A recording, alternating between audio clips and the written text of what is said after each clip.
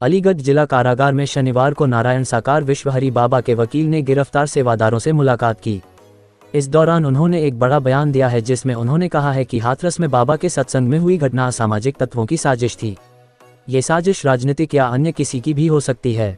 कुछ लोग नेकर पहनकर आए थे जिन्होंने वहां पर महिलाओं पर जहरीला स्प्रे छिड़का था। इसके साथ ही उन्होंने कहा कि पुलिस ने पकड़ा भी उन्हीं लोगों को है जिनके परिवार के लोगों की मौत हुई है। तारांकन उत्तर प्रदेश के हाथरस में बीते दिनों नारायण साकार विश्व हरि बाबा के सत्संग में हुई भगदड़ में सैकड़ों लोगों की मौत हो गई थी। नारायण साकार विश्व हरि बाबा के वकील AP सिंह ने कहा कि घटना के बाद पुलिस ने सत्संग के सेवादारों को ही पकड़कर जेल में डाल दिया है। शनिवार को अलीगढ़ के जिला कारागार में नारायण साकार विश्व हरि बाबा के वकील ने जिला कारागार में उनसे मुलाकात की। इस दौरान उन्होंने कहा कि नारायण साकार विश्व हरि बाबा के सत्संग में नेकर पहनकर आने वाले कुछ लोगों ने महिलाओं पर जहरीला स्प्रे कर किया था, जिससे महिलाओं में भगदड़ मची और सत्संग में इतनी मौत हुई। उन्होंने कहा कि पुलिस की जांच में भी यह बस सामने आई है कि लोगों की दम घुटने से मौत हुई है। एक सवाल के जवाब में उन्होंने कहा कि अंधविश्वास नहीं होना चाहिए। बाबा के सत्संग में इस तरह की बातें नहीं बताई जाती है। बाबा किसी से कोई दान नहीं कराते, किसी से नहीं कहते कि उनके चरणों की धूल माथे पर लगाएं।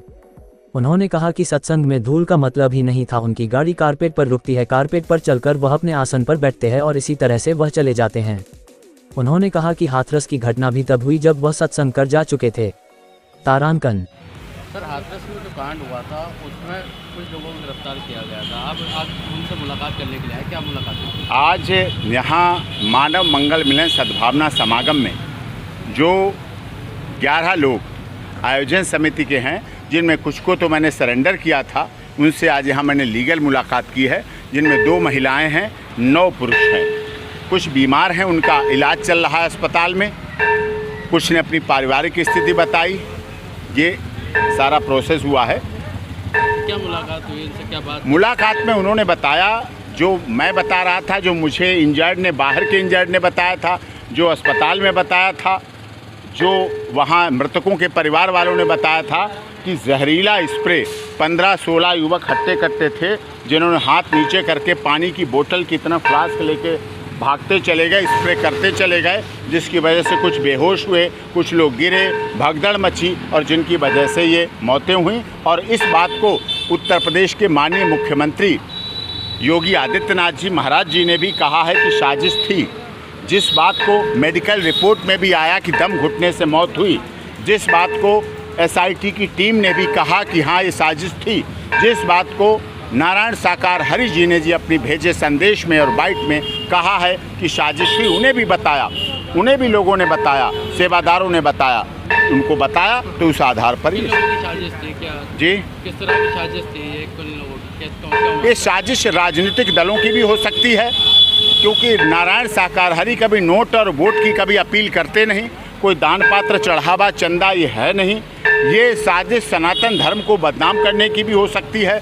जो लोग कहते हैं सनातन HIV एड्स मलेरिया है, डेंगू है, ये लोग भी कहते हैं, वो भी हो सकती है। ये साजिश नारायण साकार हरि मानव मंगल मिलन को बदनाम करने की हो सकती है, उत्तर प्रदेश की सरकार को अस्थिर करने की हो सकती है। आपको याद होगा पहले मुझे हाथरस में रेप प्रकरण में डिफेंस काउंसिल के रूप में आया था। उस समय भी मामला झगड़े का था, जिस बात को मैंने पहले भी कहा आपके सामने, और उसी बात को अलीगढ़ की माननीय ट्रायल कोर्ट ने मुहर लगाकर बरी किया। तीनों मुलजिमों को यहीं से बरी हुए थे। वो घटना भी थी।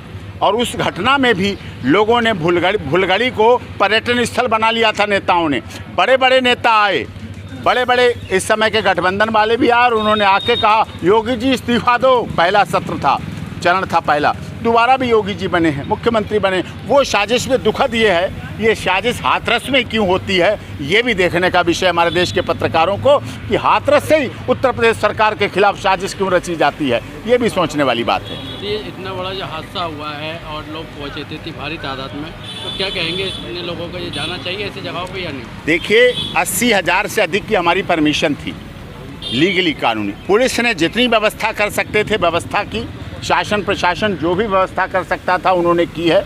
लेकिन घटना दुखद है, बीभत्सकारी है, संवेदनात्मक है।